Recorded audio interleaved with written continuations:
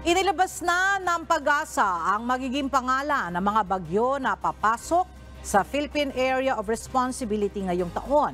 Ito ay ang mga sumusunod: Aghon, Butchoy, Karina, Dindo, Enteng, Ferdy, Hener, Helen, Igme, Julian, Christine, Leon, Marce, Nika, Ophel, Pepito, Kerubin, Romina, Shoni, Tonyo, Upang, Vicky, Warren, Yoyong at Zozimo.